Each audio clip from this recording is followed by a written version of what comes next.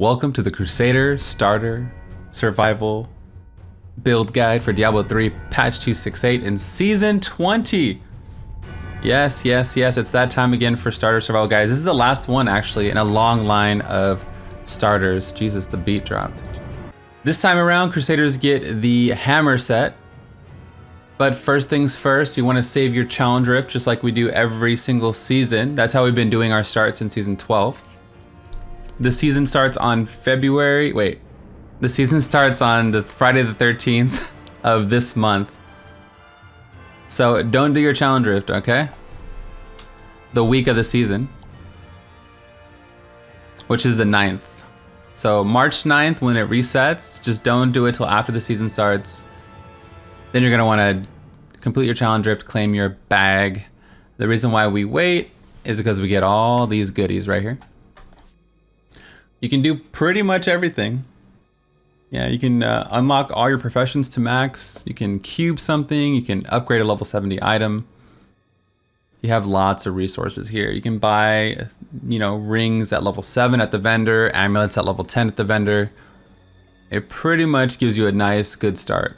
So pretty much all the survival guides and all the best starts revolve around this bag.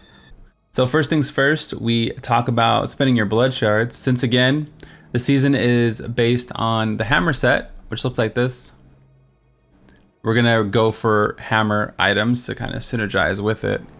At level 1 as a Crusader, you can get a lot of cool things, but I would roll shields. At Kadala, the Crusader shields and the normal shields are in the same item pool. So you have a 1 in 2 chance to get a guaranteed multiplier. You can get the denial shield, which is good. It has a 500% multiplier, but it does fall off a little bit at 70, but from 1 to 70 it's really powerful. I would say it's stronger than the guard from 1 to 70, but since the hammer synergizes with the set, it's better long term. I would roll until you get the Guard of Johanna. If you get 15 denial shields, I would just keep rolling until you get it. It's just worth, it's gonna be more powerful. Unless you're gonna do a Legacy of Dream start. So if you don't know, they changed the way Legacy of Dream gem drops. It's the second gem you get every single season now. So if you do get the denial shield and you just want to go into Bludd right away, then you can just put this in the cube or hold it and roll something else. Probably the second thing I would go for is like Poxfalds or the Orc's Crown. Or if you know you're going a full Bludd start, you can wait till level 23. And there is a Cain's Manacles for Blessed Shield, has a 500% multiplier. Like if you know you're not gonna go for the set, you hate the hammer set for whatever reason, you have a bias against it, you can just wait till 23 and try to get these bracers. That might be a really good option too. What Bludd would do is I would roll shields at level 1, get my Guard of Johanna, and then hopefully have enough shards left over to get the bracers that give me wrath cost reduction. So I would get these two. That's how I would do my season. At 70, I like using two-handers for the GR20 and the starter build. So I would recommend you upgrade two-handed flails. Depending on what you want to build into, you're probably going to go into Heaven's Fury. It's the strongest build. It's one of the strongest builds in the game, and it's probably going to be in the meta as well. So I would definitely just try to get this right away and build into it. If you want to go 100 flails, that's also cool. The Dark Light is in the speed build, and the Flail of the Charge is in the best speed build also. Whatever you do, it doesn't really matter. It's a crapshoot. I would just go for two-handed flails because at least I can use the damage scaling. It goes up to 4,000 damage, right? At least I can use the damage scaling at 70 and just crush the early game. I probably wouldn't even cube this at all. And don't forget to check your weapon. If it rolls Ancient, it can roll up to 40 reduced level requirement as a secondary. Ancients roll higher than non-Ancients for their secondary effect. Yeah, they can get up to -40, so just pay attention to that. If you happen to get an Ancient that doesn't have reduced level requirement, by the time you hit 30 or so, you might have a bunch of just crappy legendaries you're never gonna use, and you can re-roll it.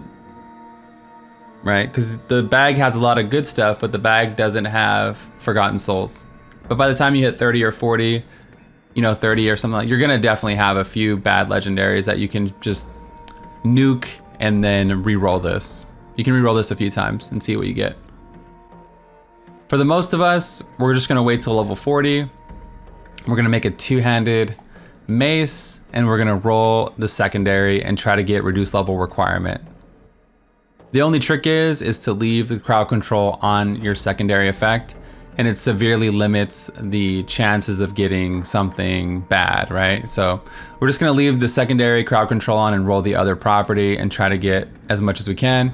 I'd probably roll this about, I got another level 16. I'd probably roll this like 6 times max and then make another one. The gold cost is gonna kill you before anything else. So just keep that in mind, you wanna make a few of them. Another side note, if you had life on hit on your weapon, then it would be one less option here.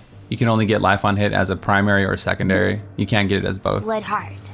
So you got your level 70 item. You're probably gonna bump it up on softcore to T6 as the highest, as high as you can go, and then you can just lower it in the game on softcore. You can just, in the middle of a game, lower difficulty wherever you need to go to, right?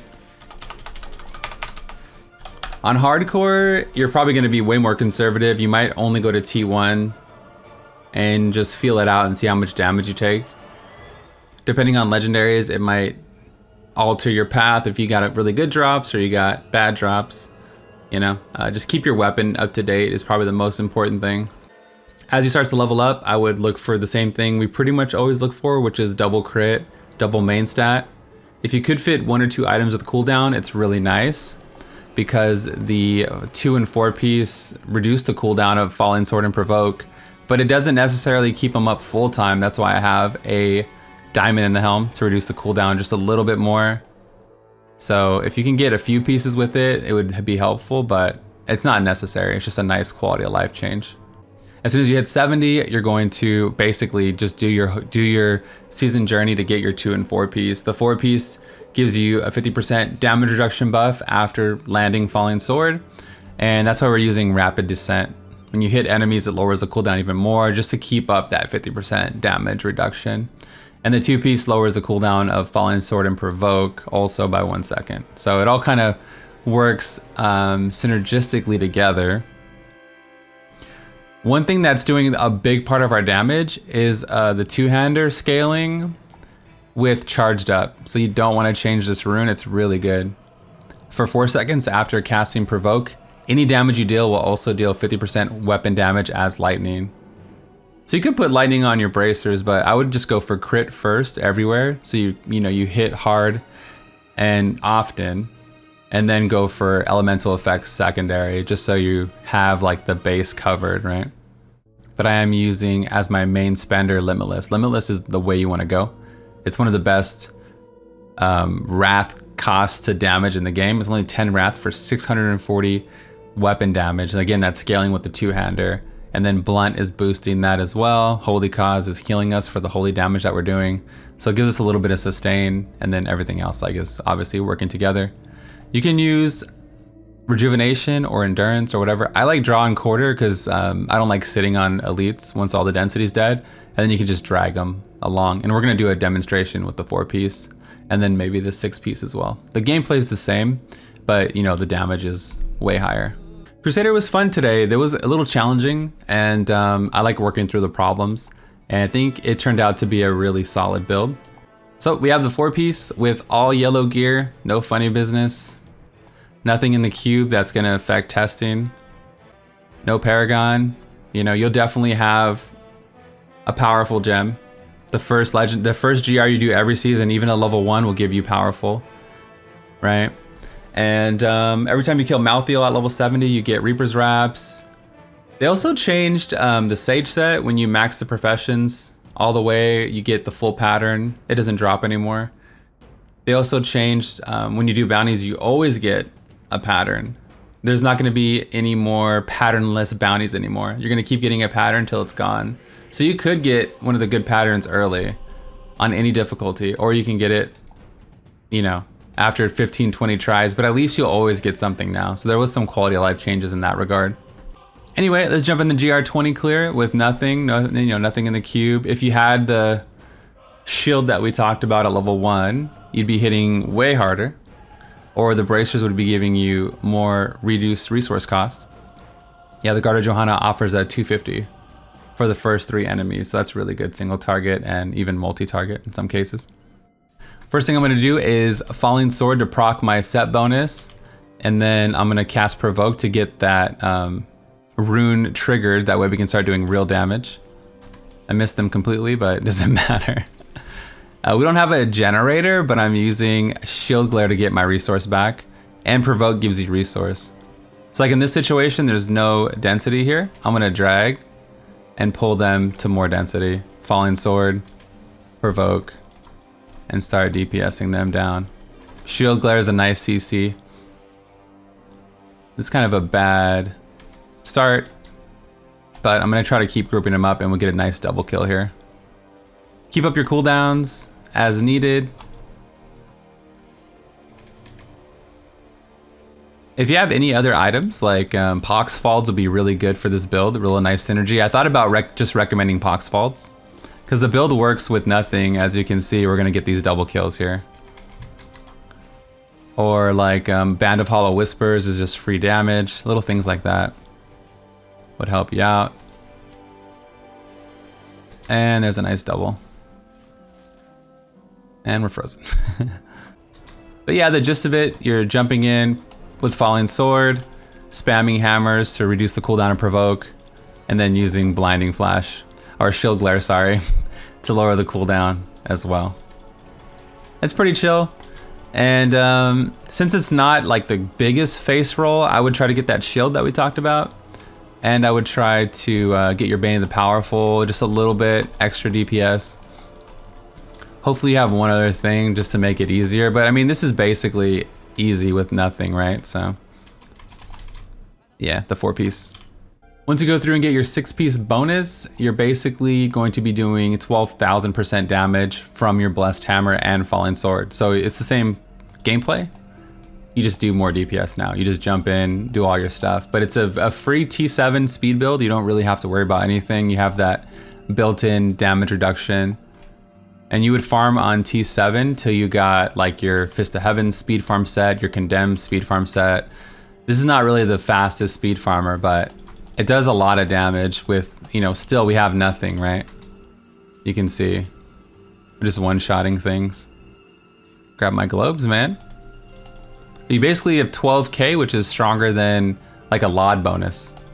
Like Hammerden gets a bad rap, and it is slower, but it's like, I mean, we just one-shot that elite pack because it's so much, like 12,000 plus the passive, you know, plus all the other bonuses that we get, like if we had the shield or anything, or the weapon, right? It's like actually one of the fastest T7 clears right out the gate, and then you just use this to get your other stuff, basically. I'd probably go into like a speed Fist of Heavens build that we did last season. It's really good. But yeah, Condemn is on the table. You could even do maybe like some kind of Norvald's Fervor Thorn setup if you really wanted. Or Lawn Bomb is still good, Lod Bomb now. I'll put everything, links will be in the description for basically everything. In terms of push power, the Hammerden's probably like a 125 territory maybe. But, you know, by that time, you'll have your AOV set. You'll be probably using AOV for groups and speedruns. So for endgame recommendations, congratulations, at least for right now. It looks like Crusader is going to be the RGK, the Rift Guardian killer in the meta. So you're probably going to use the Aegis of Valor set, the set that they added in Season 19, right? Heaven's Fury. It's looking like that's going to be RGK, but the meta has changed many times in the past. Season 10, Season 12. There was a bunch of seasons where things changed halfway through or a couple weeks in to the season where builds just became available. People discovered new things, or maybe they sandbagged their build so nobody knew. You know, we'll basically know, but for right now, it's definitely the RGK. For speedruns, it's going to be rats for speeds, but you could do like some kind of Crusader Barb duo DPS like we did last season. So this is the Valor's Fury solo push build last season. It's essentially the same build. I'm gonna make sure everything's updated for next season, and the links will be in the description, right? But you can't stutter step anymore. They removed the animation canceling mechanic, so it did knock it down from God tier to just S tier. It's just normal overpowered, not God overpowered, right? So yeah, it can't ascend like Goku anymore, but it's still Goku, so it's a really powerful build. And yeah, if it might have shied people away because of the stutter stepping animation canceling mechanic.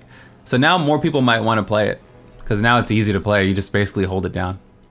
Where is it? Here's what the speed build looks like. You run around with Norvald's Fervor, and when you jump off your pony, you do 100% damage for 5 seconds. So you pop off your pony and you drop Fist of Heavens, and it just one-shots everything up to like GR 99 basically. You can go up to like 99 speeds with it. The cassette cord goes here. If you ever see anything missing in my builds, just look at the description, it might be there. Sometimes Diablo fans is weird with slotting legendaries and everything. So if you still want to play Condemn, Condemn's hella fast also. And there might be some cube combos that you can use to make it even better. Roland's really good. I played Roland on hardcore solo a few seasons ago. Roland's great. If you want to play something that's like an immortal tank god, it's kind of like Hodabar, but tankier. Shield Bash off meta, Invoker. You can play Invoker Crusader still, but most people are going to be playing Blessed Shield Satyr and AoV. AoV number 1 and maybe some Blessed Shield number 2. Blessed Shield's still really good, and I didn't get a chance to thoroughly test it. There might be a really good combo with it. I think I have it here somewhere, but I'll definitely include it in the description down below. Well, that wraps up the Crusader portion. Thanks to all the Twitch subs out there for supporting the stream, all the Patreons, the YouTube subs, the comments, anybody that likes the Diablo fan guides, shares the content. Much appreciated. I've been doing these every season since season 3, roughly, I started, and it's a lot of work, but it's done now. This is the last one, and then we're gonna work on the tier list and other videos. I have a few more like ideas I want to get to before the season goes live. I wonder if Bludd ever sleeps with his cap on. I always wear protection, man. This is the Bluddshed, and I'm out of here. Peace.